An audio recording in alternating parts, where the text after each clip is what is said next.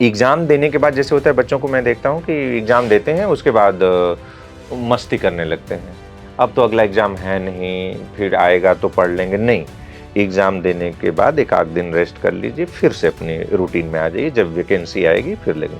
तो बिगिनर को ये 4 बातें हमेशा ध्यान में रखनी है कि हमें क्या-क्या नहीं करना है। अब मेंटली आप तैयार हो गए कि ये चीज़ें हमको नहीं करनी है। जय हिंद साथियों।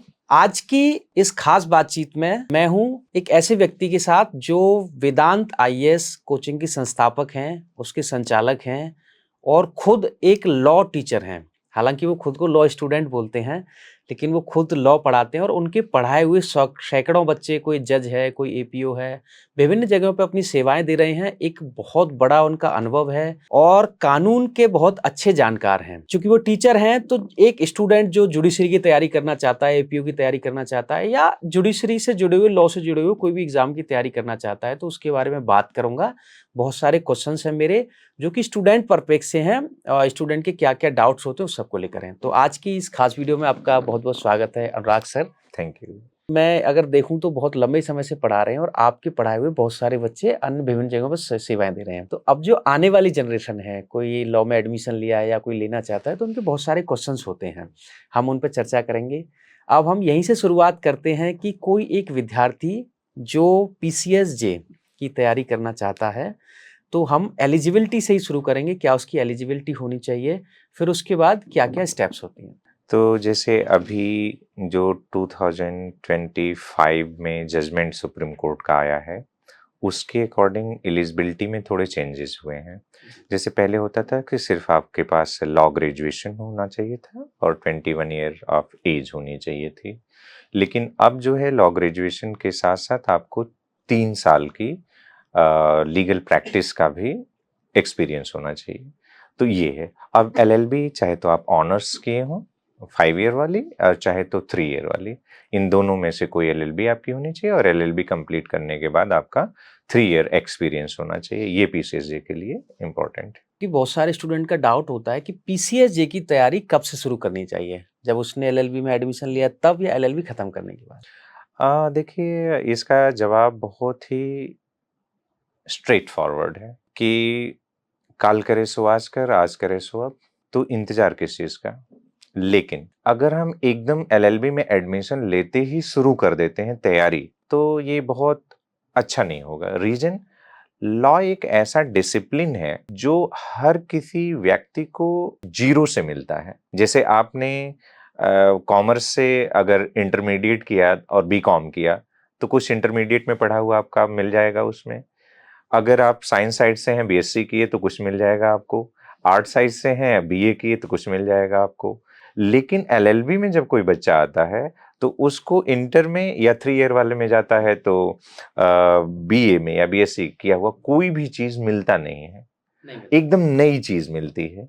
तो मैं बच्चों से कहता हूँ कि नहीं, शुरुआती सालों में आप पहले लॉ के टर्म्स, लॉ के बेसिक कॉन्सेप्ट से यूज्ड टू होइए। ठीक? जब आप उन टर्म से, बेसिक कॉन्सेप्ट से यूज्ड टू हो जाएँगे, देन आप प्रिपरेशन की तरफ आइए। लेकिन ये सोच आपकी from the very first day से होनी चाहिए कि मुझे तैयारी में जाना है। ये नहीं कि 4 साल घूमेंगे, फिर एकाएक डिसीजन लेंगे कि तैयारी में जाना है। अब आते हैं कि एग्ज़ैक्ट कौन-सा समय है जहाँ पे हमें कॉम्पिटिटिव अप्रोच की तरफ मुड़ जाना चाहिए। तो शुरुआती जैसे 3 ईयर लॉ वाले हैं, तो जब 2 साल उनका हो जाता है, तो 2 साल में आप लॉ के बेसिक टर्म्स से, बेसिक कॉन्सेप्ट से यूज्ड टू हो चुके होंगे। यानी टीचर जब आपको पढ़ा रहा होगा कॉम्पिटिशन लेवल पे, तो आपको वो टर्म्स और वो कॉन्सेप्ट सुने-सुने लगने चाहिए, फ़ैमिलियर होंगे आप उनसे। तो वो समय सबसे बेहतर हो जाएगा आपके कि 3 ईयर वाले अगर हैं, तो सेकंड ईयर में जब आप आ गए हैं या उसके बाद शुरू कर दीजिए। 5 इयर्स वाले जो हैं, ऑनर्स वाले, जब 3 ईयर उनका कंप्लीट हो जाता है, थर्ड ईयर कंप्लीट हो जाता है, जब फोर्थ ईयर में आते हैं वो, वहाँ से उनको डिसीजन लेना चाहिए। या तो कंटिन्यूइंग परस्यूइंग फोर्थ ईयर है वहीं ले लें, या तो फोर्थ ईयर कंप्लीट करने के बाद वाला, यानी फाइनल में ईयर में आने के बाद वो कंटिन्यू कर दें। रीज़न क्या है कि बच्चों में ये 3 ईयर वाला प्रैक्टिस रूल आ जाने से बड़ी कन्फ्यूजन आ रही है।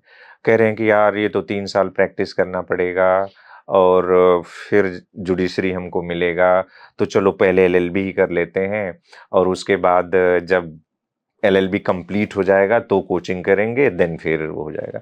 नहीं, हो क्या रहा है, परेशानी इसमें क्या हो रही है, एलएलबी कंप्लीट हो गया, आपने एकेडमिक्स कंपटीशन के लेवल पे नहीं की और आप चले गए हैं प्रैक्टिस में। होगा क्या वहां पे, वो 3 साल आपका डाइवर्जन है, डाइवर्ट हो रहे हैं, क्योंकि law in books and law in practice little bit difficult है। कोर्ट में प्रोसीजरल एस्पेक्ट पे शुरुआती एडवोकेसी में ज्यादा फोकस होता है, प्रोसीजरल प्रोसीजरल प्रोसीजरल, और जबकि कॉम्पिटिटिव एग्जाम में जब आते हैं तो प्रोसीजर सिर्फ उसका एक पार्ट है, अदरवाइज सब्सटेंटिव और local law, general studies, language, ये सब चीजें हैं। तो बच्चा जब वहां एडवोकेसी में पहुंच जा रहा है तो सिर्फ प्रोसीजरल डायमेंशन देख रहा है, और जो कि एग्जाम में आने के बाद 20% है, और जबकि 80% क्या है, वो उसका सब्सटेंटिव डायमेंशन है, जीएस और लैंग्वेज वाला है। तो एडवोकेसी में जाने के बाद अगर आप ये सोचते हैं कि हम एकेडमिक्स वाला कंप्लीट कर लेंगे, तो ये बहुत मुश्किल हो रहा है। तो इस वजह से बच्चे को एकेडमिक्स के दौरान ही ये कॉम्पिटिटिव एग्जाम की प्रिपरेशन भी कंप्लीट कर लेनी चाहिए, क्योंकि पढ़ाई का काम पढ़ाई के समय, प्रैक्टिस का काम प्रैक्टिस के समय, प्रैक्टिस के समय पढ़ाई, और पढ़ाई के समय प्रैक्टिस अगर आप करते हैं तो आप एट रिस्क हैं, हो जाएगा रिस्क। तो प्रैक्टिस में जाना हो तो भी आपको पढ़ाई ही काम आनी है। तो इस वजह से पहले एकेडमिक्स के दौरान ही अपनी पढ़ाई कंप्लीट कर लीजिए, कॉम्पिटिटिव वाली भी, और जब ये कंप्लीट करके आप प्रैक्टिस में जाएंगे तो होगा क्या, आपने थ्योरेटिकल नॉलेज यहां से ले लिया है, फिर उसको प्रैक्टिकल नॉलेज से सपोर्ट मिलना शुरू हो जाएगा, तो आपका पूरी साइकिल कंप्लीट होगी। अगर आप कंप्लीट करके नहीं जा रहे हैं, पहले प्रैक्टिस में पहुंच जा रहे हैं, तो होगा क्या कि प्रैक्टिकल डायमेंशन बढ़ता जा रहा है और सब्सटेंटिव प्रोविजन आपको आ नहीं रहा है, तो आपकी तैयारी कभी रिवर्स नहीं हो सकती है और आप फिर वहां से डाइवर्ट हो जाएंगे। तो ये सही समय है कि 3 ईयर वाले जो है सेकेंड ईयर में जब आ जाते हैं या उसके बाद फाइनल ईयर में पहुंचते ही, और वही चीज है ऑनर्स वालों के लिए, 4th ईयर में आ जाएं या उसके बाद आप कोचिंग या जहां भी आपको सेल्फ स्टडी भी करना हो, तो वो सारी चीजें आप वहां से कॉम्पिटिटिव अप्रोच में आ जाइए, तब सही रहेगा। सर, स्टूडेंट का डाउट होता है कि क्या कोचिंग जरूरी है सिलेक्शन लेने के लिए, या सेल्फ स्टडी से भी कुछ सिलेक्शन लिया जा सकता है? बहुत अच्छा क्वेश्चन है। मैं एकदम स्ट्रेट फॉरवर्ड कह रहा हूं, सिलेक्शन के लिए कोचिंग जरूरी नहीं है, ठीक? तो कहीं इफ बट में मत रहिएगा। अब आ जाते हैं इसके दूसरे उस पे, अगर कोई बच्चा है जिसको एकेडमिक्स के दौरान अच्छे गाइडेंस मिले हुए हैं, सारे डाउट्स उनके क्लियर हैं, तो कंपटीशन के लिए कोचिंग करने की कोई जरूरत नहीं है। बस ध्यान करना क्या है कि जो एकेडमिक्स में चीजें हैं वो चीजें सपोर्टेड बाय कॉम्पिटिटिव अप्रोच होनी चाहिए। कॉम बच्चा अभी कम एज का होता है, वो लगता है उसको यार कि यही चीज तो एकेडमिक्स में भी है, यही सिलेबस तो कंपटीशन में भी रखा गया है, तो कॉमन ही तो है, जो यहाँ लिख रहे हैं वही वहां लिख देंगे। नहीं, स्लाइट डिफरेंस है, अप्रोच का डिफरेंस है। जो कॉम्पिटिटिव एग्जामिनेशन है वो एप्लीकेशन बेस्ड क्वेश्चंस ज्यादा पूछ रहे हैं, और अभी जो एकेडमिक्स हैं वो थ्योरेटिकल क्वेश्चन ज्यादा पूछ रहे हैं, तो दोनों में ये स्लाइट चेंज है। तो कोचिंग का जो पैटर्न होता है वो उस चेंजिंग डायमेंशन को कवर कर रहा होता है, जबकि जनरली एकेडमिक्स में ऐसा नहीं हो रहा है, जनरली नहीं हो रहा है, कुछ जगह हो रहा हो तो मैं नहीं कह सकता, अगर हो रहा है तो कोचिंग की तो जरूरत ही नहीं। तो जिन बच्चों को प्रॉपर डायरेक्शन मिल जा रहा है और उन बच्चों को कोई भी कोचिंग की जरूरत नहीं, लेकिन जहां पे क्लासेज ही नहीं चल रही हैं, पढ़ाई ही नहीं हुई है, कोई डायरेक्शन ही नहीं है, तो कंपटीशन तो सेल्फ स्टडी से बड़ा मुश्किल है, बिल्कुल। नहीं निकलने जा रहा है। निकलेगा भी तो जो बेटा काम आप 3 साल में कर सकते थे उसको 10 साल में करेंगे। तो ऐसे बच्चे जिनको प्रॉपर गाइडेंस एकेडमिक्स के दौरान नहीं मिला हुआ है, उन बच्चों को कोचिंग्स या गाइडेंस की जरूरत पड़ेगी, और जिन बच्चों को प्रॉपर डायरेक्शन एकेडमिक्स के दौरान है उनको कोचिंग की कोई जरूरत नहीं है, वो सिर्फ सेल्फ स्टडी के ग्राउंड पे भी कंपटीशन बीट कर सकते हैं, पीसीएसजे में सेलेक्ट हो सकते हैं। बस इतना ध्यान रखना है कि जो लोग सेल्फ स्टडी करेंगे, जैसे आप एलएलबी कर रहे होते हैं, वहां आपको गाइडेंस किसका मिलेगा? लॉ का। एलएलबी में और कुछ नहीं पढ़ाया जा रहा है, सिर्फ लॉ पढ़ाया जा रहा है। लेकिन जब आप कंपटीशन में आते हैं एग्जाम देने के लिए, तो वहां जीएस भी है, वहां लैंग्वेज का भी पेपर है। तो उसकी तैयारी कैसे की आपने? तो जो लोग सेल्फ स्टडी कर रहे होंगे वो पैरेलल अपने जीएस और लैंग्वेज को भी फोकस करेंगे, क्योंकि जैसे यूपी जुडिशरी की हम लोग बात करें तो 600 नंबर का मेंस में लॉ रहेगा, 400 नंबर का जनरल स्टडीज और लैंग्वेज रहेगा। आप पूरे एकेडमिक्स में लॉ लॉ पढ़ते रहे, चलिए 600 में लगभग 60% नंबर आप पा जाते हैं, ये टॉपर का नंबर है। 360 नंबर, मेरिट तो जाएगी 580 से 600 पे। बिल्कुल। तो आप इस जीएस और लैंग्वेज में क्या करेंगे? तो इसके लिए कहीं ना कहीं आपको जुड़ना पड़ेगा। तो ये चीज है। तो अगर आपको प्रॉपर डायरेक्शन चाहे आपके घर में मिल जा रहा है, चाहे आपके इंस्टीट्यूट में जहां से आप एलएलबी परस्यू कर रहे हैं वहां मिल जा रहा है, तो आपको किसी कोचिंग की कोई जरूरत नहीं। और जहां पे ये चीजें नहीं मिल पा रही हैं वहां कोचिंग का रोल शुरू हो जाता है। एक सबसे कॉमन क्वेश्चन है, और ये जो 5 ईयर लॉ करते हैं उनको सबसे ज़्यादा दिक्कत आती है इस पे, कि लॉ तो हमने पढ़ लिया, जैसा अभी आपने मेंशन किया था, जीएस को लेके बड़ी दिक्कत रहती है। तो जीएस को एक विद्यार्थी कैसे कवर कर सकता है? देखिए भूपेन जी, जो मैं as a senior student of law जो मैं कंसीडर कर पा रहा हूं, कंपटीशन जो है डे बाय डे चेंज हो रहा है। जी। और वही इंस्टीट्यूट और वही teacher up to the mark पहुंच पा रहा है जो चेंजिंग डायमेंशन के अकॉर्डिंग चीजों को डिलीवर कर रहा है। जी। तो अभी जो है सिलेक्शन, मैं फॉर श्योर कह दूं कि लॉ के बेसिस पे पीसीएस जे में सिलेक्शन नहीं होगा। सिलेक्शन उसी का होगा जिसका लैंग्वेज और जनरल स्टडीज वाला पेपर भी मजबूत है। स्पेशली मैं यूपी जुडिशरी की बात कर रहा हूं। जी।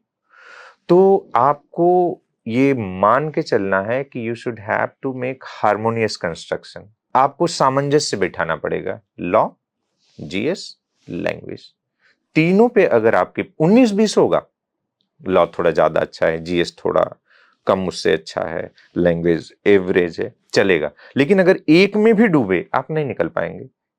तो इस वजह से है कि जुडिशरी की तैयारी करने वाले बच्चों को इक्वली लैंग्वेज और जीएस पे भी फोकस करना पड़ेगा।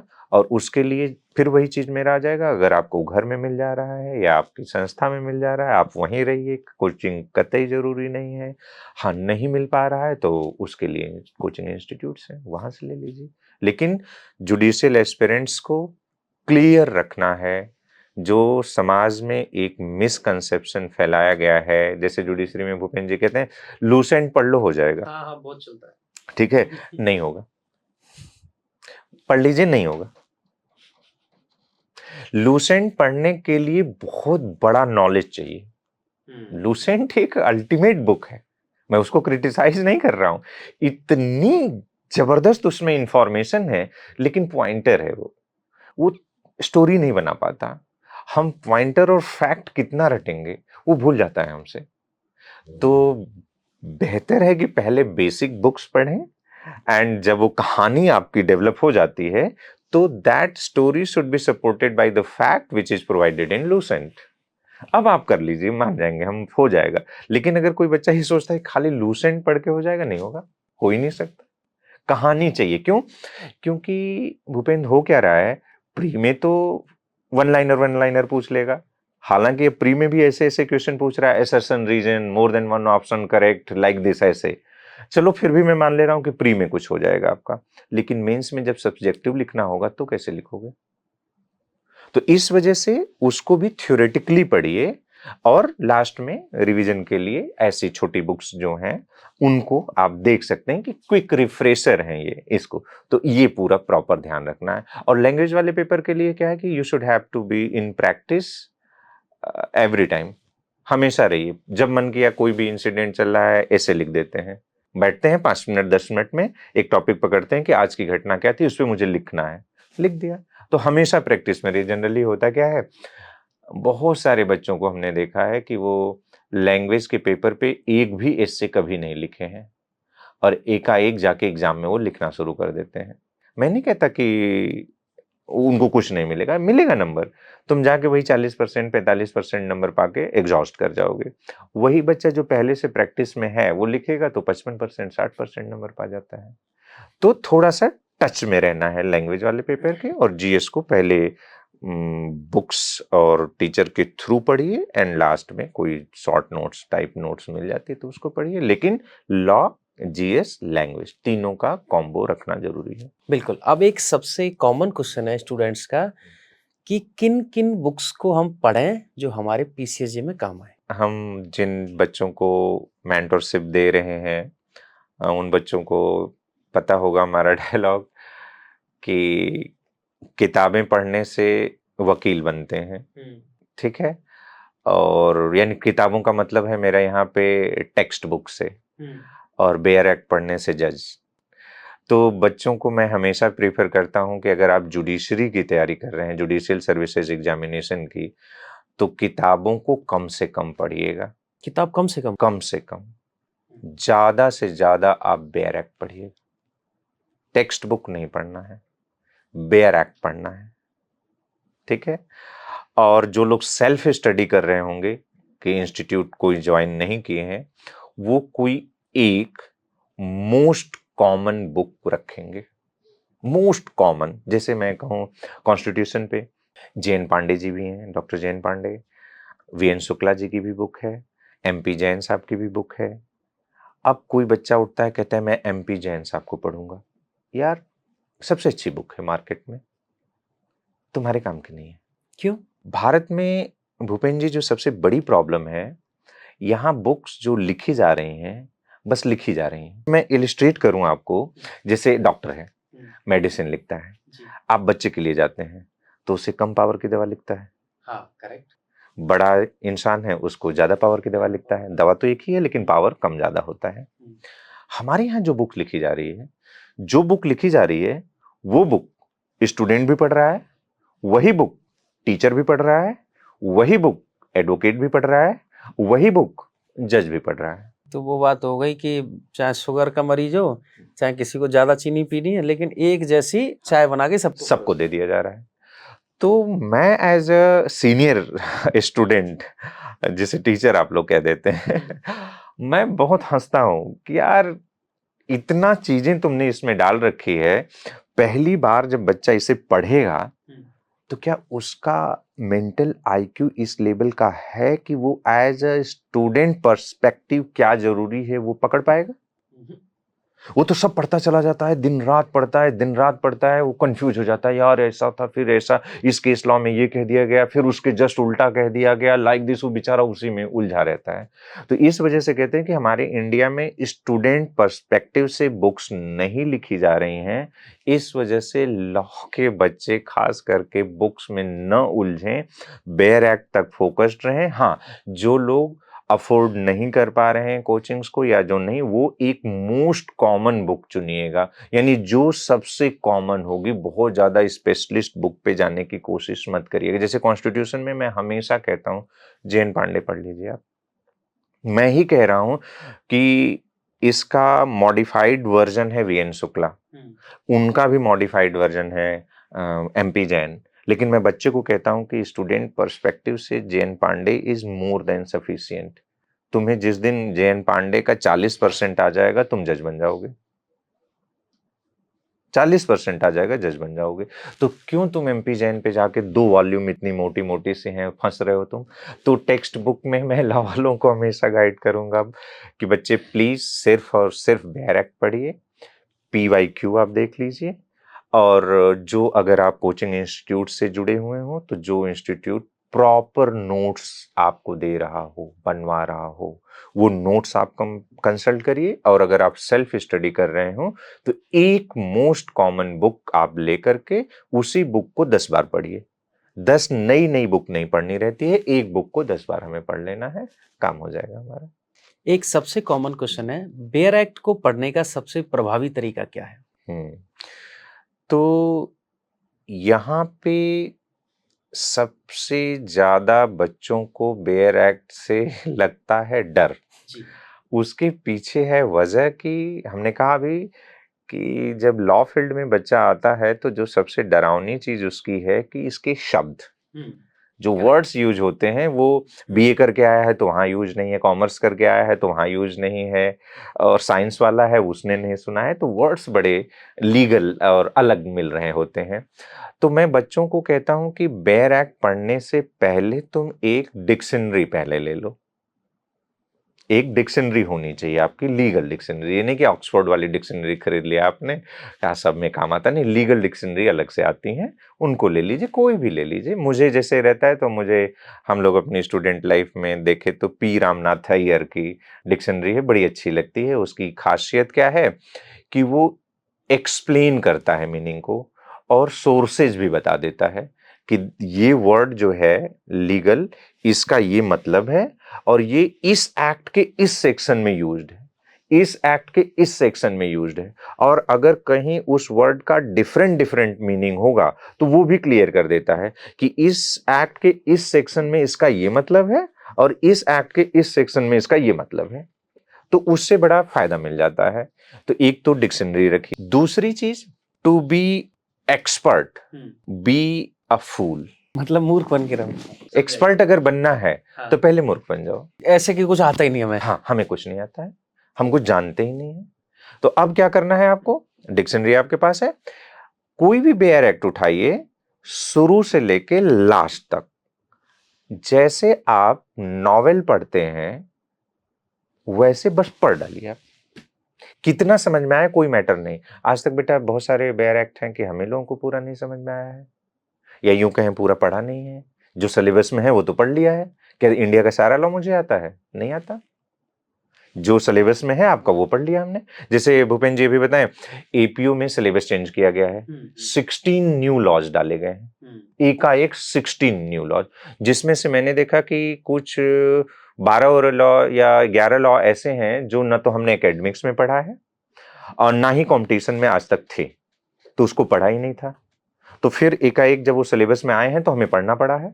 अब उस पर हमने पढ़ के अपनी नोट्स बनाई है। क्यों? क्योंकि भाई वो कंपटीशन की रिक्वायरमेंट हो गई है। तो मैं बच्चे को कह रहा हूं कि जब बेयर एक्ट तुम्हें मिले तो सबसे पहले डिक्शनरी एंड नॉवेल की तरह पूरा पढ़ जाओ। और उसको भी नॉवेल की तरह पढ़ने से पहले वो इंडेक्स जो होता है उसको बड़े ध्यान से देखो। हर बेयर एक्ट के पहले इंडेक्स दिया है और उसको भी पूरी पढ़ना तो है हमको, लेकिन बेयर एक्ट को 3 पार्ट में पढ़िए। पहले तो सिर्फ इंडेक्स खोलेंगे और इंडेक्स में सबसे पहले चैप्टराइजेशन पढ़ेंगे कि इस चैप्टर का नाम क्या है, किस सेक्शन से किस सेक्शन तक है, वो आपको दिख जाएगा। तो कभी कभी इतनी इंटरेस्टिंग तरीके से ड्राफ्ट किया गया होता है, खास करके प्रोसीजरल लॉ, इतनी इंटरेस्टिंग कि खाली आप चैप्टर का नाम पढ़ते चले जाएंगे, आपके मन में एक कहानी बन जाएगी कि अच्छा ऐसे होगा, फिर ऐसे होगा, फिर ऐसे होगा। अच्छा, क्रिमिनल ट्रायल चल रहा है, ओहो, इन्वेस्टिगेशन होगा, फिर पुलिस रिपोर्ट जाएगी, फिर चार्ज फ्रेम होगा, फिर उस पे ट्रायल चलेगा, फिर जजमेंट आएगा, फिर उस पे अपील होगी, रेफरेंस रिवीजन रिव्यू जो होगा वो होगा, लाइक दिस। तो आपकी कहानी बन गई। अरे यार, पूरा का पूरा क्रिमिनल मैटर तो यही है।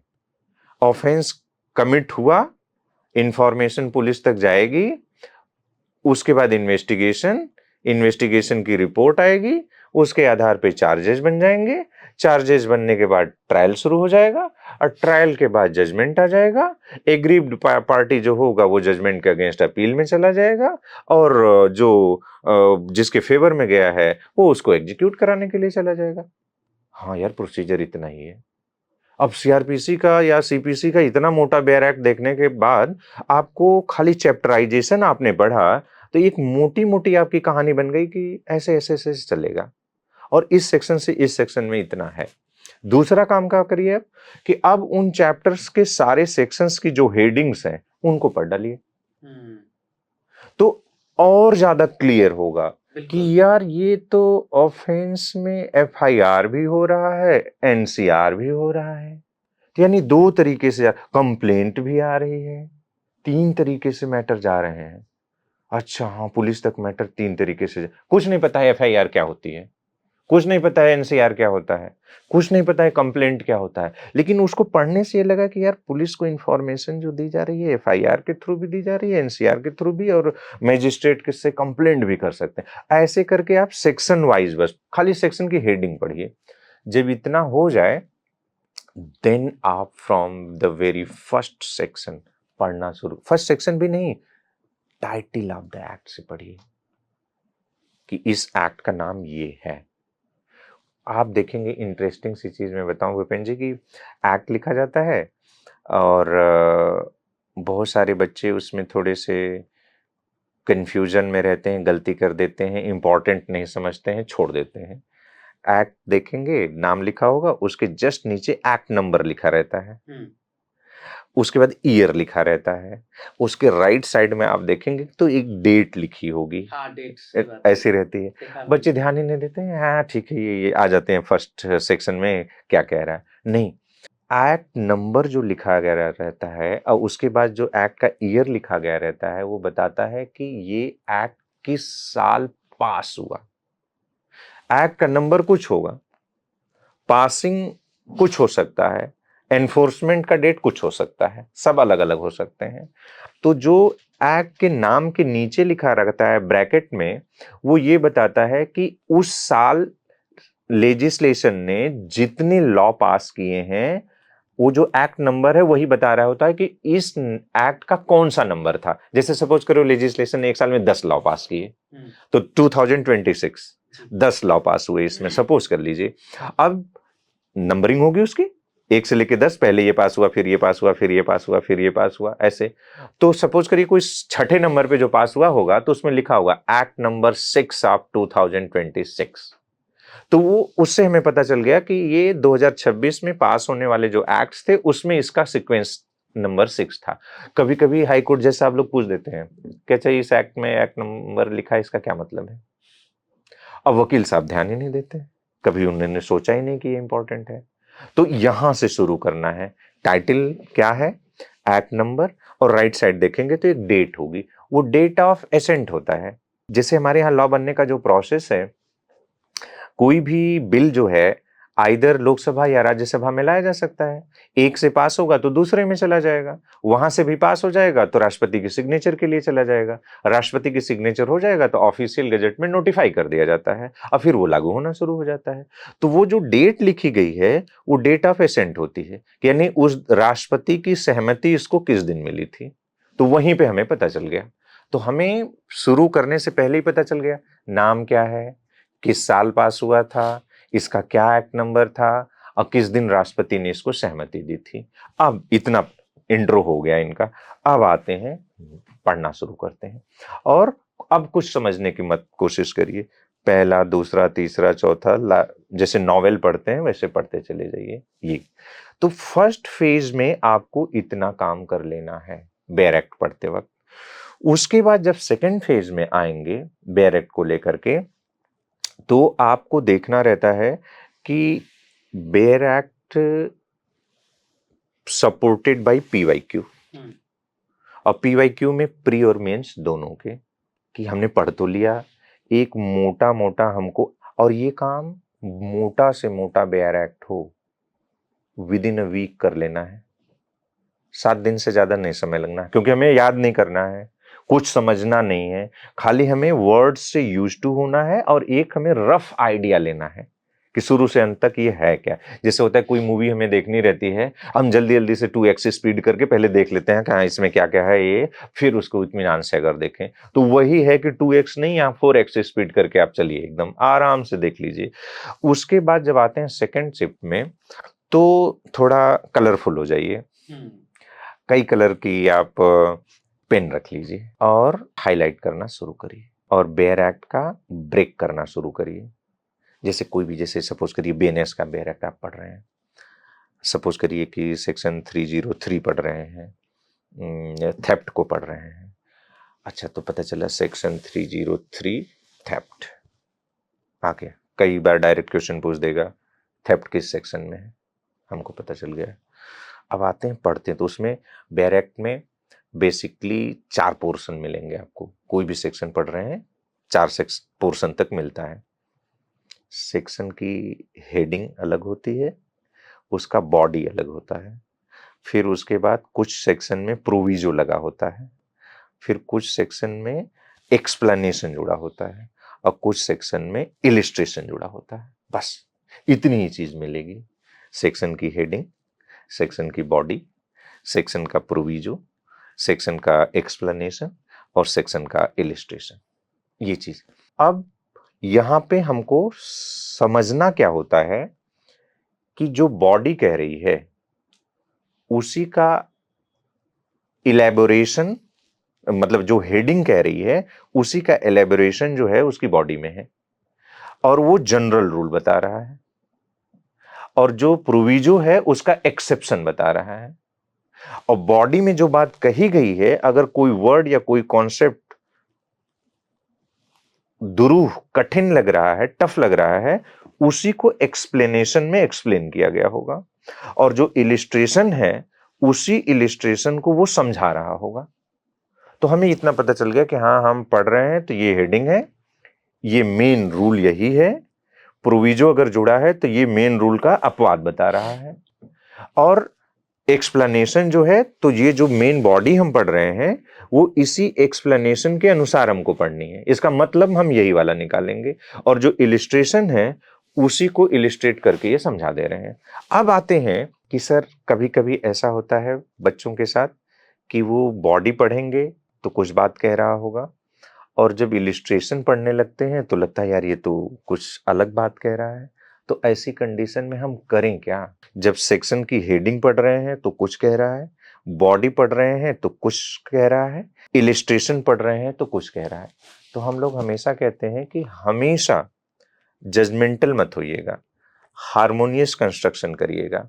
ऐसा उसकी व्याख्या होनी चाहिए जो तीनों को सही साबित कर रही हो, और अगर दोनों एकदम कंट्राडिक्टरी बात कर रही होंगी तो सेक्शन की जो हेडिंग है उसके ऊपर जो बॉडी है वो प्रिवेल कर जाएगी।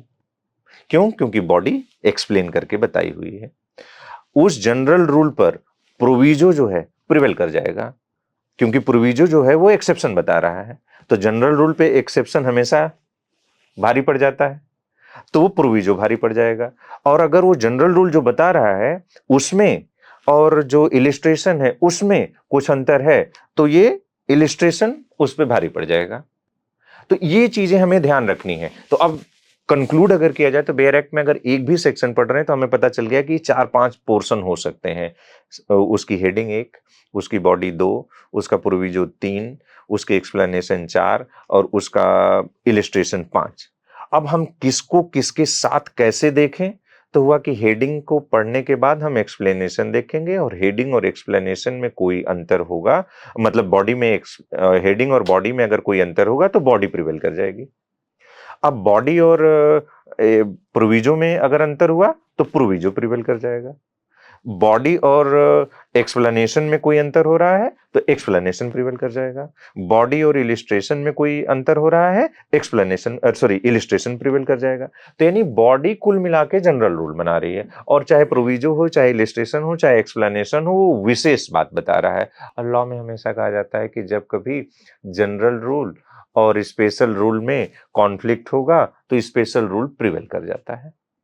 तो पहले जनरल रूल बता दिया, उसके बाद ये स्पेशल रूल बता रहे हैं, वो प्रिवेल कर जाएगा। तो बेयर एक्ट पढ़ने का ये तरीका कि आप एक सेक्शन को ब्रेक कर दीजिए कि इसके इतने इसेंशियल हैं, इसमें ये प्रोविजो है, इसमें ये इलिस्ट्रेशन है, इसमें ये एक्सेप्शन है। सब हमको पता चल गया और हमें बेयर एक्ट समझ में आना शुरू होगा। और जब तक हम नहीं ऐसा तोड़ते हैं फिर हमें लगता है कि टफ है। जो शब्द नहीं समझ में आया, डिक्शनरी हमारे पास है, ये कॉन्सेप्ट हमारे पास है, बेयर एक्ट आपको समझ में आने लगेगा। सर एक कॉमन क्वेश्चन है कि स्टूडेंट्स को किन सामान्य गलतियों से बचना चाहिए? बहुत इंपॉर्टेंट क्वेश्चन है। जैसे किसी भी चीज की शुरुआत अगर हम लोग करते हैं, तो चलिए हम लोग लॉ पे ही बात कर रहे हैं तो ऑफेंस को देखें। ऑफेंस कमिट करने के स्टेजेस हैं। पहले प्रिपरेशन होती है, फिर प्रिपरेशन करने के बाद जैसे कहा तो जाता है कि भाई पहले इंटेंशन होना चाहिए करने का, फिर प्रिपरेशन उसकी होगी, फिर अटेम्प्ट हम करेंगे, और उसके बाद जब अटेम्प्ट सक्सेसफुल हो जाएगा तो ऑफेंस हो जाता है। तो सबसे पहले intention, then preparation, then attempt, और देन अगर सक्सेसफुल हुआ तो ऑफेंस, और नहीं सक्सेसफुल हुआ तो वो अटेम्प्ट ही माना जाता है। उसी तरह जब हम तैयारी भी करने आ रहे हैं तो जो बिगनर हैं उनको क्या करना चाहिए क्या नहीं करना चाहिए, में सबसे पहले मेंटल एलिमेंट पे आइए। आप मेंटली बहुत साउंड होने चाहिए, क्लियरिटी ऑफ थॉट होना चाहिए कि मैं क्या करने आया हूं, क्यों करने आया हूं, और कैसे मैं करूंगा। कुछ बच्चे ऐसे होते हैं कंपटीशन में जो क्लियरिटी ऑफ थॉट के साथ आते ही नहीं है, कंफ्यूजन में आते हैं, कोचिंग कंप्लीट करते समय तक वो कंफ्यूजन में रहते हैं, क्लियरिटी ऑफ थॉट नहीं है। तो बच्चे को, बिगनर को पहले क्लियरिटी ऑफ थॉट रखना है कि जब तक मैं ये पढ़ाई करूंगा मैं सिर्फ और सिर्फ यही सोचूंगा, इसके अलावा कुछ नहीं सोचना है। दूसरी चीज, जब मेंटल में ही बता रहा हूं अभी, कि अब आप आएंगे क्लास में, जैसे खास करके हम लोग अपने इंस्टीट्यूट की बातें कर रहे हैं, तो उस इंस्टीट्यूट में कोई बच्चा होगा, जैसे मैं अपने क्लास की बात करूं तो बहुत सारे बच्चे हैं जो पीएचडी कर रहे हैं, वो भी बैठे हैं। कुछ बच्चे हैं जो एलएलएम कर रहे हैं, वो भी बैठे हैं। कुछ बच्चे हैं जो सिर्फ एलएलबी पास आउट हैं, वो भी बैठे हैं। कुछ बच्चे हैं जो एलएलबी परसुइंग हैं, वो भी बच्चे बैठे हुए हैं। तो अगर आप आते हैं और आप बिगनर हैं और वो जो पुराने बच्चे बैठे हैं उनसे आप कंपेयर करने लगते हैं, ये नहीं करना है। तो दूसरा काम क्या करना है कि कंपैरिजन नहीं करना है किसी से कि इनको तो बहुत आ रहा है, हमको आ ही नहीं रहा है। क्यों? क्योंकि अभी आपने शुरू किया, कैसे कंपेयर कर लेंगे। और जो लोग कंपेयर करते हैं वही डिप्रेशन में चले जाते हैं कि यार इनको तो बहुत आ रहा है, मुझे तो आ ही नहीं रहा है। तो दूसरा काम करना है कि हमको किसी से कंपेयर नहीं करना है।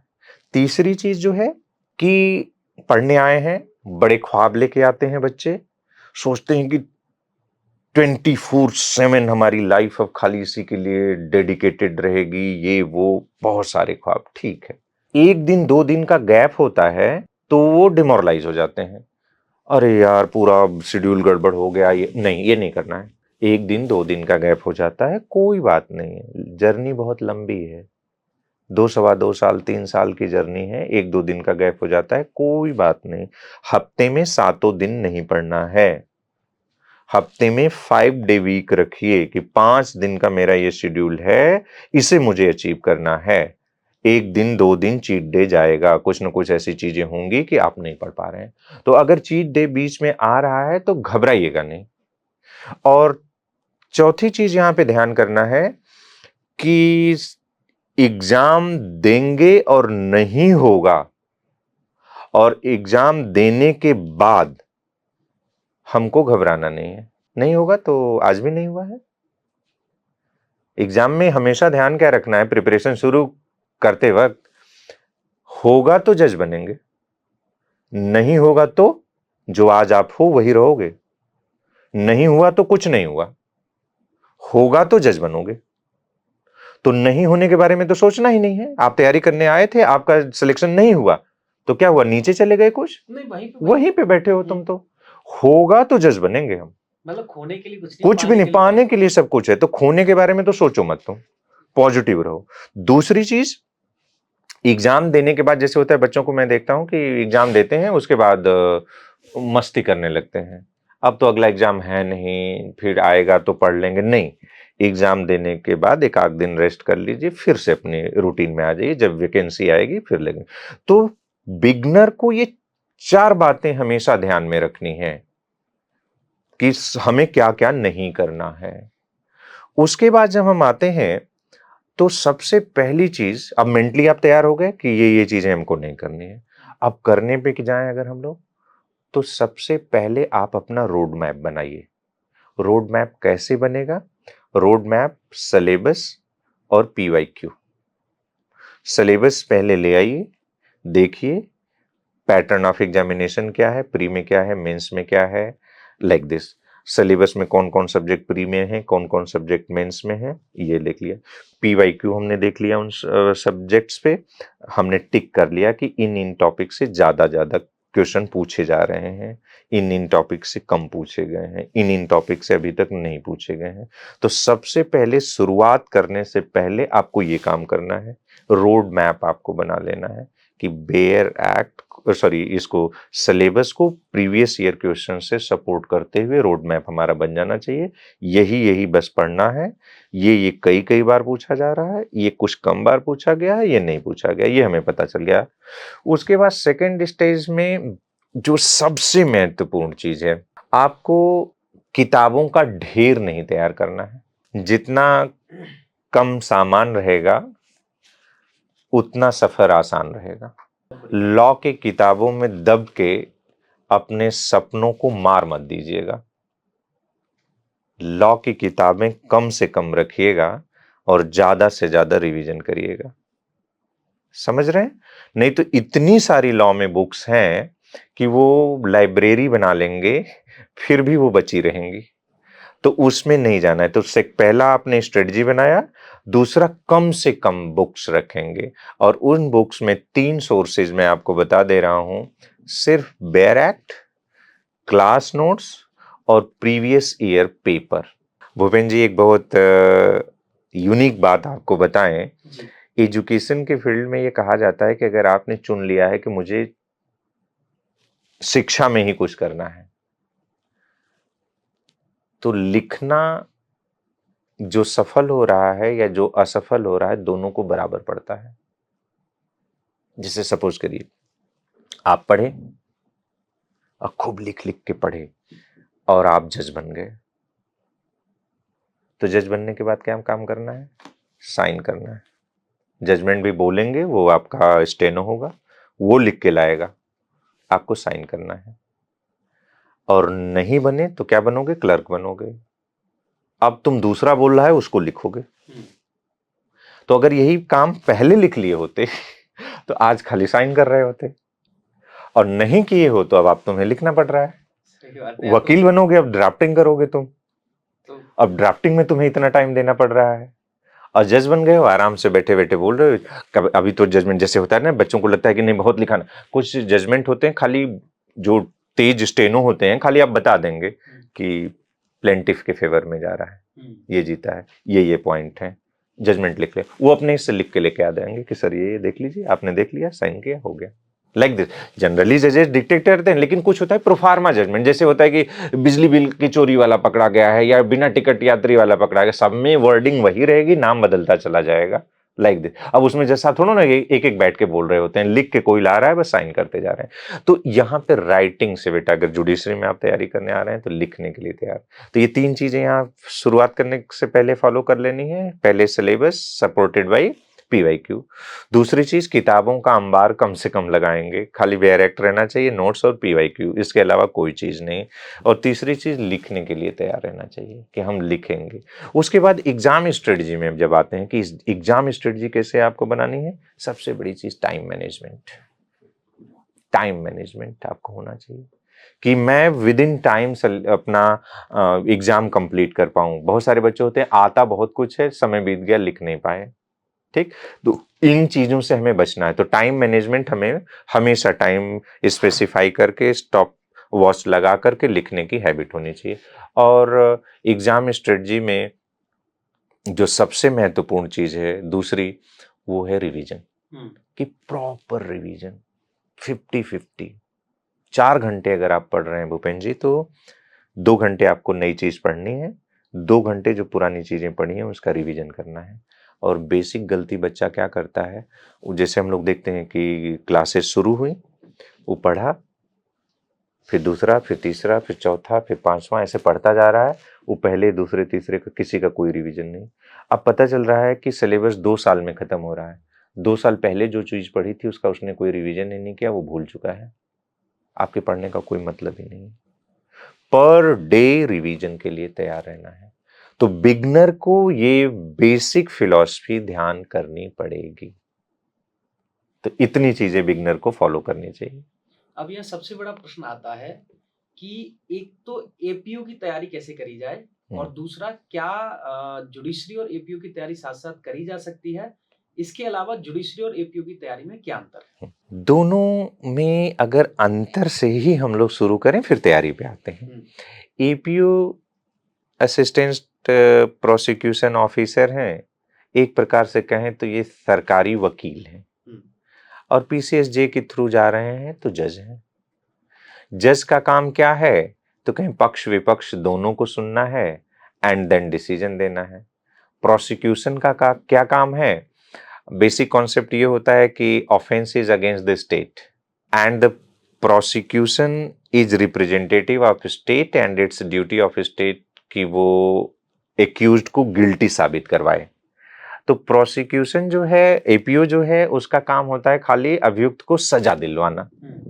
तो आप एक पक्ष की बात कर रहे हैं खाली, अभियुक्त को आपका अल्टीमेट गोल क्या है? सजा दिलवाना है। और जबकि जज का क्या काम है? नहीं, presumption of innocence unless proven guilty. जब तक किसी व्यक्ति को दोषी साबित न कर दिया जाए वो निर्दोष है। अब प्रोसिक्यूशन क्या कह रहा है? अभियुक्त सर दोषी है, दोषी है, दोषी है।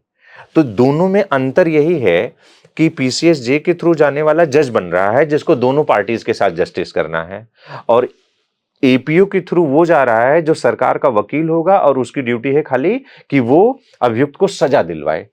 इसमें है। अब आते हैं दोनों की तैयारी क्या साथ हो सकती है? बिल्कुल हो सकती है, क्योंकि जो एपीओ का सिलेबस हुआ करता है उसमें जो मेजर सब्जेक्ट हैं वो सारे के सारे पीसीएसजे में भी हैं।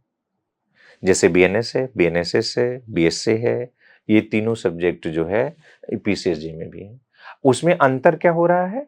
तो क्या अभी से पहले जो अभी यूपी एपीओ का एग्जाम हुआ है, खाली एक छोटा सा सब्जेक्ट हुआ करता था, पुलिस एक्ट एंड रेगुलेशन, वही अलग हुआ करता था। अदरवाइज ये तीनों कॉमन हुआ करते थे, तो कोई ज्यादा पीसीएसजे और एपीओ में डिफरेंस ही नहीं था। यानी पीसीएसजे करिए तो एपीओ अपने आप कंप्लीट हो जाता था और खाली पुलिस एक्ट एंड रेगुलेशन। लेकिन इस बार क्या किया है इन्होंने? 16 माइनर एक्ट जोड़ दिए हैं। तो अब जे और एपीओ की प्रिपरेशन में ये 16 माइनर एक्ट डिफरेंस क्रिएट कर दे रहे हैं और 16 माइनर एक्ट को मिला के एक अलग पेपर बना दिया गया है। तो आज की दौर की अगर बात करें तो दोनों की तैयारी एक साथ हो तो सकती है, लेकिन लगभग 60%, 40% अब एपीयू की तैयारी जे की तैयारी से डिफरेंट हो चुकी है, ये माइनर एक्ट के आने की वजह से। और हाँ, एक चीज और इसमें था कि अप्रोच का अंतर, कि दोनों की तैयारी के अप्रोच में क्या अंतर है। देखिए, एपीयू का सिलेबस जो है चूंकि छोटा है, जैसे बीएसए को अगर हम लोग ले लें तो बीएसए पीसीएसजे में प्रोसीजरल लॉ का एक पार्ट है और वो अप्रोक्सीमेटली 60 नंबर 70 नंबर का आता है और 600 नंबर के लॉ में।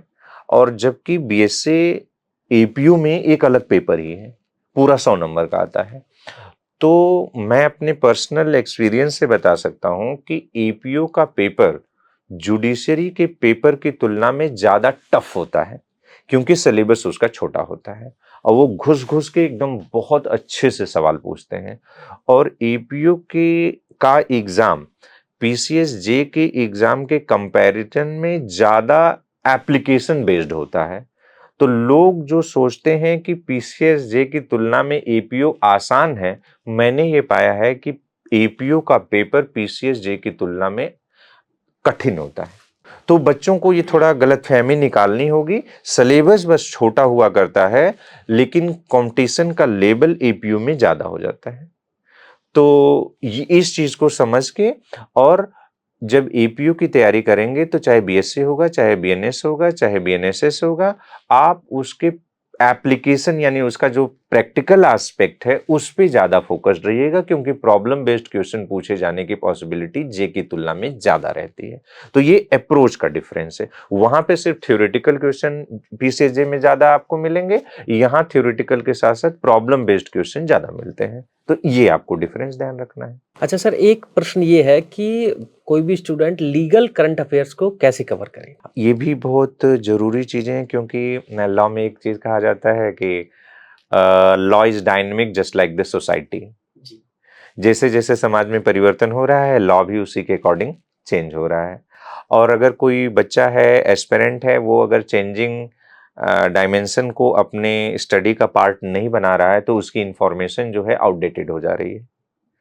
जो आपने 8 साल पहले, 4 साल पहले नोट्स बनाई थी, अब उस पे सुप्रीम कोर्ट के जजमेंट्स आ गए हैं, उसमें चेंजेस हो चुके हैं और आप पुराना इंफॉर्मेशन दे रहे हो। तो कहीं न कहीं आप आउटडेटेड हो चुके हैं, आपका नहीं हो रहा है। अब इसके लिए जो करंट लीगल अफेयर्स हैं, उसके लिए ऑनलाइन भी बहुत सारी सुविधाएँ हैं आपके, जैसे लाइव लॉ का सब्सक्रिप्शन है, एसएससी ऑनलाइन है, बार एंड बेंच है। और मैंने जहाँ तक देखा है, किसी को सब्सक्रिप्शन लेने की कोई ख़ास ज़रूरत है नहीं। इसमें आपके काम की चीज़ें वो फ्री में अवेलेबल करा देते हैं। सब्सक्रिप्शन ले लेने से तो वही चीज़ें बहुत डिटेल में मिलने लगती हैं। अगर कोई बच्चा है, उसके पास पैसे नहीं है कि हर महीने का वो सब्सक्रिप्शन ले, ये वो चीज़, तो आप बिल्कुल खाली उनको वॉच करते रहिए, देखते रहिए। वो एकदम आपको फ्री में मिलता है। आपके कॉम्पिटिशन के हिसाब से मोर देन सफिशिएंट इन्फॉर्मेशन एक को किसी को फॉलो कर लीजिए, चाहे लाइव लॉ को, चाहे एसएससी ऑनलाइन, चाहे बार बेंच, आपको मिल जाएगा। ठीक, ये भी नहीं अगर आप कर पा रहे हैं, तो न्यू ईयर का इंतजार करिए। जैसे ही दिसंबर का महीना आता है, सारे लोग उस साल सुप्रीम कोर्ट के जितने जजमेंट होते हैं, उसका एक कंपेडियम टाइप निकालते हैं, top 100 judgment of supreme court. ठीक, ऐसे करके वो निकालेंगे। कुछ उनके आते हैं कि टॉप 50 जजमेंट ऑफ कॉन्स्टिट्यूशन या आईपीसी, बीएनएस, ऐसे करके निकाल रहे होते हैं। बस उन पीडीएफ्स को आप देख लीजिए। उसमें भी आप अपने सिलेबस के अकॉर्डिंग देखिएगा। और मैं बच्चों को हमेशा सजेस्ट करता हूं कि सुप्रीम कोर्ट के सारे जजमेंट इंपॉर्टेंट नहीं होते हैं। सुप्रीम कोर्ट में आप लोग सिर्फ और सिर्फ कॉन्स्टिट्यूशनल बेंच के जजमेंट को देखा करिए या फुल बेंच के जजमेंट को। बस इतना ही आपको देखना है, आपके कंपटीशन लेवल पे इतना ही इंपॉर्टेंट है। तो करंट लीगल अफेयर्स के अपडेट्स के लिए आप लोग इन्हीं साइट्स को फॉलो करिए। मैगजीन की जहाँ तक बात है, कोई मैगजीन बहुत प्रॉपर नहीं है। कुछ कोचिंग इंस्टीट्यूट्स जो हैं वो निकालते हैं, लेकिन बहुत ऑथेंटिक मुझे नहीं लगता है कि बहुत, हाँ, कुछ न से तो कुछ बेहतर है, लेकिन उनसे बेहतर ये ऑनलाइन पे हैं, जो कि फ्री में मिल रहे हैं, तो आप उनको देख लीजिए। सर एक क्वेश्चन है, क्योंकि मार्केट में नोट्स आजकल बने बनाए मिल रहे हैं, तो क्या एक स्टूडेंट को बने बनाए नोट्स को पढ़ना चाहिए या खुद के नोट्स बनाने चाहिए? खुद के नोट्स बनाने होंगे। नोट्स जो बना बनाया नोट्स मिलता है, तो उसमें देखना है कि उसने टीचर ने बनवाया है या उस स्टूडेंट ने खुद बनाया है। जनरली जो व्यक्ति नोट्स बनाता है अपने से, वो अपनी प्रॉब्लम को ध्यान में रख के नोट्स बना रहा होता है, और जरूरी नहीं है कि जो उसकी प्रॉब्लम है वही आपकी प्रॉब्लम है। तो होता क्या है कि अगर आप किसी दूसरे की नोट्स पढ़ते हैं, तो आप उसके हिसाब से अपनी तैयारी को रख रहे हैं, आपकी प्रॉब्लम फिर भी बनी रह जाती है। तो बेहतर ये होगा कि सोर्सेज के रूप में आप उसको देख सकते हैं, लेकिन नोट्स तो आप अपनी बनाइएगा। नहीं तो आपको रट्टाफिकेशन करना पड़ेगा, रटेंगे आप उसकी नोट्स देख देख करके। तो नोट्स हमेशा बच्चे को अपनी बनानी चाहिए, किसी दूसरे की नोट्स से सिर्फ सोर्स के रूप में आप कंसल्ट कर सकते हैं, अदरवाइज नहीं। एक कॉमन क्वेश्चन है, क्या जुडिशरी की तैयारी के साथ साथ जॉब या लिटिगेशन को मैनेज किया जा सकता है? इसका भी जैसे फेजेस के अकॉर्डिंग आंसर होगा कि आप कंपटीशन के प्रिपरेशन के किस फेज में हैं। अगर आप इनिशियल फेज में हैं कि अभी तैयारी शुरू हुई है, तो तैयारी के साथ कभी भी लिटिगेशन या जॉब नहीं हो सकती है। जी। 99% फेलियर होगा, ये लिख लीजिए। 1% सफल हो जाए तो एक्सेप्शन में आ जाएगा। लेकिन जब एक बार प्रिपरेशन कंप्लीट हो जाती है बच्चे की, तो उस दौरान अगर कंपल्सन आ रहा है जॉब करने का या लिटिगेशन को जाने का, आप जा सकते हैं।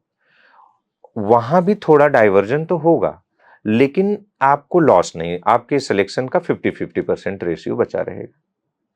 तो बच्चों को ये ध्यान करना है कि जब तक उनकी तैयारी यानी कंपटीशन का जो कोर्स है वो कंप्लीट नहीं हो जाता, तब तक जॉब करने या लिटिगेशन करने से बचें। और जब वो कंप्लीट हो जाता है, आपका रिवीजन हो जाता है और वैकेंसी नहीं मिल रही है या मिल रही है, अभी सिलेक्शन नहीं हुआ है और बहुत जरूरी हो गया हो आपको अब अर्न करना, तो आप उसमें बैलेंस बैठा सकते हैं। अदरवाइज तैयारी के दौरान अगर आप ऐसा करेंगे तो 99% फेल होंगे। एक औसत छात्र जिसकी अंग्रेजी बहुत कमजोर है, क्या वो जुडिशरी में सफल हो सकता है? बिल्कुल हो सकता है, बस मैं उससे इतना कहूंगा कि आंखों से पर्दा हटाइए। मैं एक टीचर हूँ, आपकी नज़रों में अब मैं अपने को हमेशा सीनियर स्टूडेंट ही कहना पसंद करूँगा। अगर आप सिलेक्शन रेशियो देखेंगे तो इंग्लिश मीडियम वालों का सिलेक्शन रेशियो ज़्यादा है, जी। हिंदी मीडियम वालों का कम है। लेकिन इसका ये भी मतलब नहीं कि हिंदी मीडियम वालों का नहीं हो रहा है। तो यहाँ कहीं न कहीं ऐसा देखने को मिल रहा है कि इंग्लिश मीडियम वालों का ज़्यादा हो रहा है, हिंदी मीडियम वालों का कम हो रहा है। तो इससे निष्कर्ष तो ये निकल रहा है कि भाई हिंदी मीडियम वालों का हो रहा है, लेकिन उतना नहीं हो रहा है जितना डिज़ायर्ड है कि होना चाहिए। तो अब अपने हाथ में क्या है, जो मैं एज़ अ टीचर मैं पाया कि कमियाँ कहाँ हो रही हैं, तो वहाँ पे हिंदी मीडियम वाले टू द पॉइंट नहीं रह पा रहे हैं। क्योंकि उनको बहुत कुछ आ रहा है। अब वो पूरी कहानी लिख रहे हैं और उनका टाइम मैनेजमेंट गड़बड़ हो जा रहा है। दूसरी चीज आज बड़े दुख के साथ ये कहना पड़ रहा है कि जितने भी क्वालिटी मटेरियल मार्केट में अगर अवेलेबल हैं, वो सारे के सारे इंग्लिश मीडियम में हैं, हिंदी मीडियम में है ही नहीं या न के बराबर है। तो हिंदी मीडियम वालों की जिम्मेदारी यहीं बढ़ जाती है कि आप लोग सेल्फ प्रिपेयर्ड नोट्स पे ज्यादा भरोसा करिए और टू द पॉइंट लिखिए। जब आप ये करने लगेंगे, इंग्लिश लैंग्वेज का रोल वहीं खत्म हो जाएगा, क्योंकि आपको कुछ भी पका पकाया नहीं मिल रहा है, आपको सेल्फ मेड नोट्स बनाने। लॉ एक ऐसा जगह है जहां पे अदर एग्जाम की तुलना में लैंग्वेज का रोल कम किया जा सकता है। जैसे भूपेन जी, आपको भी पता है लॉ में या तो सही होगा या तो गलत होगा, बीच का कुछ नहीं है। और अगर आपने सही लिख दिया तो चाहे आप इंग्लिश में लिखे हैं चाहे आप हिंदी में लिखे हैं, क्या फर्क पड़ता है। थेफ्ट पे क्वेश्चन पूछा, थेफ्ट में 4 चीजें जरूरी हैं कि मूवेबल प्रॉपर्टी होनी चाहिए, आउट ऑफ पोजीशन ले जाया जाना चाहिए, बिना कंसेंट के ले जाया जाना चाहिए, मैलाफाइड इंटेंशन होना चाहिए, और 303 में है ये सेक्शन। तो अब आप इसी चीज को हिंदी में लिख दीजिए कि चोरी जो है धारा 303 में है, चल संपत्ति होनी चाहिए, कब्जे के बाहर जानी चाहिए, बिना सहमति के जानी चाहिए, और विद्वेषपूर्ण आशय होना चाहिए। नंबर काटेगा कहां से, चीजें तो दे दी पूरी। तो ये हिंदी मीडियम वालों को समझना है कि हमें टू द पॉइंट रहना है, और जो अभी रेडी रिकॉर्नर्स या बने हुए मैटर मिल रहे हैं वो हिंदी में अच्छे नहीं हैं। आपको सेल्फ स्टडी करके ही अपनी या जिस संस्था से जुड़े होंगे उसकी नोट्स पे भरोसा करके अपनी खुद की नोट्स डेवलप करिए, फिर आपके लैंग्वेज का रोल खत्म हो जाएगा। नहीं तो अगर आप सोचते हैं कि सेम मैटर से जो इंग्लिश वाला लिख रहा है हम भी ट्रांसलेट करके हिंदी में करके कर लेंगे, नहीं हो पाएगा, इंग्लिश वाला आपसे लीड ले जाएगा। एक स्टूडेंट है जो चाहता है कि मुझे यूपीएससी का भी एग्जाम देना है और जुडिशरी का भी देना है, उसने लॉ किया है, तो वो लॉ ऑप्शनल यूपीएससी या पीसीएस में लेके चल रहा है और वो जुडिशरी भी देना चाह रहा है। तो क्या ऐसा पॉसिबल है कि लॉ ऑप्शनल यूपीएससी के लिए और जुडिशरी दोनों की तैयारी साथ साथ की जा सकती है? करने को तो कुछ भी किया जा सकता है, लेकिन सिलेक्शन रेशियो क्या होगा वो बहुत कम है। कोई बच्चा आपको ये नहीं मिलेगा कि जुडिशरी का तैयारी कर रहा था फिर उसका यूपीएससी में हो गया। कोई बच्चा ये नहीं मिलेगा शायद कि जो यूपीएससी की तैयारी कर रहा था उसका जुडिशरी में हो गया। ठीक, कहने के लिए लॉ सब्जेक्ट है ऑप्शनल यूपीएससी में, लेकिन उसका पैटर्न बिल्कुल डिफरेंट है। लोगों को ये लगता है भूपेन जी की कॉन्स्टिट्यूशन ही तो है, बीएनएससी तो है, वहां भी है यहां भी है। तो यहां ध्यान करना है कि लॉ में जैसे है 4 सेगमेंट हैं, एक तो सब्सटेंटिव लॉ, दूसरा प्रोसीजरल लॉ, तीसरा लोकल लॉ और चौथा माइनर एक्ट्स। तो जो जुडिशरी बात करता है वो सब्सटेंटिव, प्रोसीजरल, लोकल, माइनर, इन चारों की बात कर रहा है। और जब हम यूपीएससी में एज लॉ ऑप्शनल जाते हैं तो वो सिर्फ और सिर्फ सब्सटेंटिव लॉ पे और माइनर लॉ पे बात करता है, वहां पे लोकल लॉ और प्रोसीजरल लॉ नहीं रहता है। ठीक है, तो अब दूसरी चीज क्या है, जहां यूपीएससी के क्वेश्चन पूछने का जो पैटर्न है वो एनालिटिकल होता है। वो सीधा सीधा क्वेश्चन नहीं पूछेगा कि चोरी क्या है, वो प्रॉब्लम बेस्ड क्वेश्चन पूछता है, एनालिटिकल क्वेश्चन पूछता है, वो जोड़ की चीजों को पूछेगा, इंटरनेशनल लॉ वो पूछता है। तो उनकी अप्रोच ही अलग है, और जुडिशरी के बच्चों को पढ़ने और पढ़ाने दोनों की अप्रोच अलग है। तो हमारे हिसाब से अगर दोनों चीज न रखें तो बेहतर है, और अगर रखें तो उस सब्जेक्ट की पढ़ाई जो करें उस अप्रोच के अकॉर्डिंग करें। कि अगर कॉन्स्टिट्यूशन पढ़ रहे हैं तो यूपीएससी के लिए इसका डायमेंशन क्या होगा और जुडिशरी के लिए उसका डायमेंशन क्या होगा। जैसे सपोज करिए जुडिशरी जब पूछता है तो ये क्वेश्चन पूछेगा कि इंडिया में सिटीजनशिप पाने और सिटीजनशिप खोने का कौन सा ढंग है, कैसे कोई नागरिकता पा सकता है, खो सकती है। और यूपीएससी जब पूछेगा तो यूपीएससी इसको इस रूप में पूछेगा कि सिटीजनशिप लॉ जो है वो as per the demand of globalisation सही है या गलत है, अपना व्यू दीजिए। ये उनका पैटर्न है।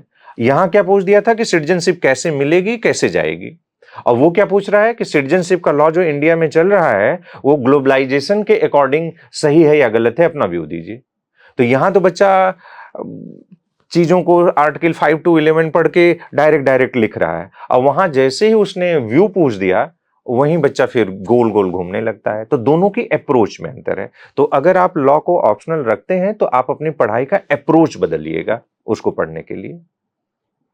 आंसर राइटिंग में अच्छे नंबर लाने के लिए क्या एक अप्रोच होनी चाहिए, क्या तैयारी होनी चाहिए?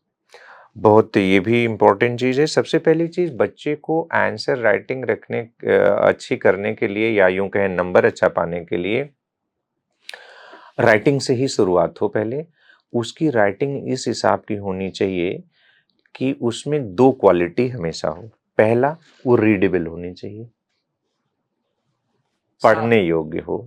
ये नहीं कि खुद लिखें खुदा पढ़ें, समझ ही नहीं आ रहा एग्जाम में। हाँ, तो ऐसा लिखिए कि सामने वाला पढ़ पा रहा है। दूसरी चीज, एरर फ्री होनी चाहिए जी। इस स्टेज पे आकर के जहां आप जुडिशियल एडमिनिस्ट्रेशन का हिस्सा बनने जा रहे हैं, शब्दों की अशुद्धि माफी योग्य नहीं, बहुत बैड इंपैक्ट क्रिएट करता है। पूरा पेपर लिख डाले 20 पेज 25 पेज, एक आध 2 जगह हो गया एक्सक्यूजेबल है, ठीक है। कहें हर पेज पे 4 ठो मिल रहा है नहीं, ये एकदम जैसे होता है ना कि 10 लीटर दूध रखा उसमें 2 बूंद दही का डाल दीजिए, वो खराब कर देगा, वो इंप्रेशन खराब कर देगा। तो पहली चीज, आप जो लिखें वो स्वच्छ लिखें कि सामने वाला पढ़ पाए, और दूसरा शुद्ध लिखें कि उसमें गलतियां ना हो, नहीं तो बहुत बैड इंप्रेशन। उसके बाद आ जाते हैं कि आंसर लिखते वक्त हमें क्या करना है। तो इस पे ध्यान देना है 2 चीजें। एक तो demand and supply rule follow करना रहता है, यानी जो क्वेश्चन की डिमांड है सिर्फ और सिर्फ वही लिखेंगे, उसके आगे उसके पीछे कुछ नहीं लिखना है, टू द पॉइंट लिखना है। जो एग्जाम क्वेश्चन पूछा गया वही लिखेंगे, बढ़ा चढ़ा के कुछ नहीं, नो रिपीटिशन। जो चीज एक बार बोल दी है बस बोल दी है, उसी को दूसरे शब्दों में तीसरे शब्दों में नहीं नहीं नहीं नहीं, बार बार नहीं लिखना है, एक बार लिखिए। Demand supply rule. और उसके बाद आ जाते हैं क्वेश्चन का पैटर्न। क्वेश्चन के पैटर्न में ध्यान करना रहता है बच्चे को कि 2 ही टाइप के लॉ में क्वेश्चन बन रहे हैं, या तो प्रॉब्लम बेस्ड क्वेश्चन होगा या तो थ्योरेटिकल क्वेश्चन होगा, कि सीधा सीधा थ्योरेटिकल पूछ दिया या तो प्रॉब्लम बना के पूछ दिया। अब प्रॉब्लम वाले क्वेश्चन में आते हैं तो कुछ बच्चे, जैसे सपोज करिए कि कोई थेफ्ट पे क्वेश्चन आ गया कि ए ने बी की कोई प्रॉपर्टी उसकी सहमति के बिना, कंसेंट के बिना उठा ली और लेके चला गया, तो ए ने कौन सा ऑफेंस कमिट किया है। तो अब एक आंसर बच्चा लिखता है, कहता है यस ए ने चोरी का अपराध किया है, शुरुआत हो गया। नहीं भाई, ये नहीं लिखना है। जैसे जजमेंट राइटिंग होती है उस पैटर्न पे आपकी आंसर राइटिंग होनी चाहिए। सबसे पहले आप क्या करते हैं, आप बताते हैं कि this problem is based on the offence of theft which is defined under section 303 of BNS. तो सबसे पहले आप सोर्स बताइए, देन उसके इसेंशियल बना दीजिए कि for the commission of offence of theft 4 चीजें जरूरी है, मूवेबल प्रॉपर्टी है, आउट ऑफ पोजेशन है, विदाउट कंसेंट है, मैलिफाइड इंटेंशन है।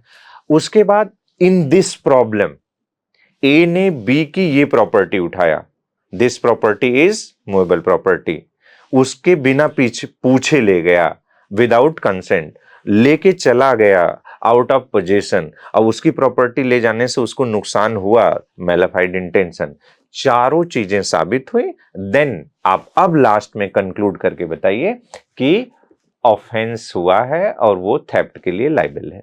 तो जनरली क्या कर रहा है, मैं गाइड बुक्स भी देख रहा हूं जो मार्केट में अवेलेबल हैं, वो पहली लाइन में आंसर बता देते हैं। जैसा अब आप मुकदमा लेके जाते हैं, पहले दिन जजमेंट नहीं दे देते हैं, पूरा ट्रायल चलेगा देन डिसाइड होगा।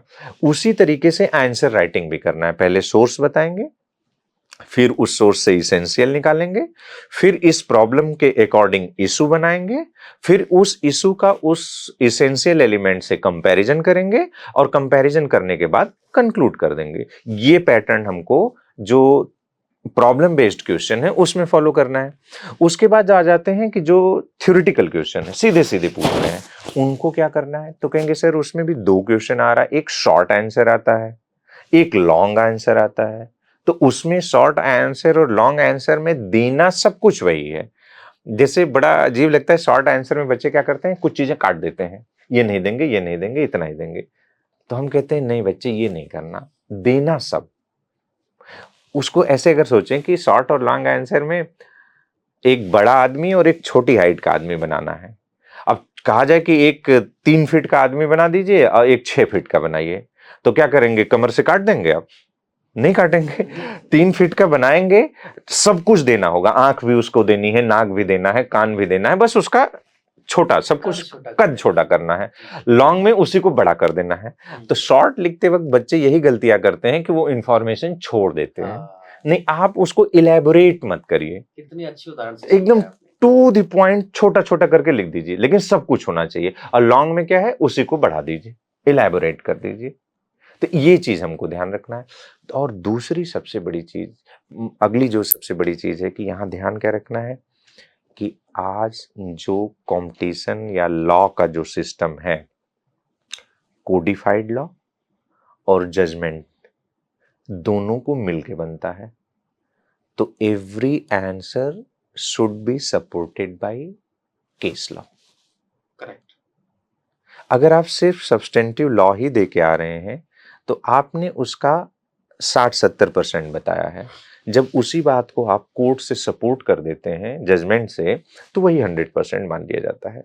तो बच्चों को कहा जाता है कि आंसर राइटिंग में आप अपने हर एक आंसर को कोशिश करिए कि केस लॉ से सपोर्ट करिए, क्योंकि यहाँ बेटा सिलेक्शन नहीं हो रहा है, रिजेक्शन हो रहा है। भूपेन जी, बड़ी इंटरेस्टिंग चीज है कि जैसे 100 सीट आती है, उस सीट को एक्चुअल डिजर्व करने वाले 500 लोग होते हैं जी। लेकिन अब क्या होता है, 500 को तो ले नहीं सकते, अब रिजेक्ट किया जाता है, इसको हटाओ, इसको हटाओ, है डिजर्विंग हो, लेकिन अब उसे हटाना पड़ रहा है क्योंकि मेरे पास 100 ही सीट है। जैसे यही बात हो गई, आपको हाथरस जाना है, बस लग गई, सबको काम है, 500 लोग खड़े हो गए, कहीं सीटें कितनी, कहीं 72 सीट थी, इसमें तो जाना सबको था, लेकिन बस में तो 72 ही बैठेंगे ना। अब जो बैठ गए वो कहेंगे नहीं हम बहुत योग्य हैं, हम ही थे। अरे यार, इसमें कौन सी योग्यता, सीट ही 72 थी, इस वजह से लिया गया, जाने के लिए तो सबकी क्या। तो वही चीज है कि अब रिजेक्शन होता है। अब रिजेक्शन करें कैसे, तो पता चला कि लॉ तो तुमने भी एग्जैक्ट लिखा था जो उसने लिखा है, लेकिन उसके में केस लॉ था, तुम्हारे में नहीं था। इस पर रिजेक्शन हो गया। अब तुम हट जाओ, तुम हट जाओ। तुमने 5 क्वेश्चन में केस लॉ दिया है, उसने 8 क्वेश्चन में दिया है, अब तो हट जाओ, अब हट 5 जाओ। वाले हट जाओ। ऐसे करके वहां रिजेक्शन होने लगता है, जो कि डिजर्विंग तो 500 लोग थे वहां पे। तो इस वजह से मैं बच्चों को कहता हूं कि शुरुआती दौर से ही आप ध्यान के रहिए। गलती क्या करते हैं बच्चे, किसी टॉपिक पे 20 केस लॉ रट लेंगे और 20 टॉपिक पे एक को केस लॉ नहीं आएगा। तो हम कहते हैं कि नहीं यार, हर एक टॉपिक पे एक केस लॉ पढ़ो, बस एक केस लॉ। जैसे ये रटते हो ना कि ये इस सेक्शन में है, वैसे ही रट लिया करो कि इस चीज पे ये केस लॉ है, एक केस लॉ बस रटो मेंस के लिए। तो जो टॉप क्वेश्चन आया, एक केस लॉ से सपोर्ट कर दिया, हो गया हमारा।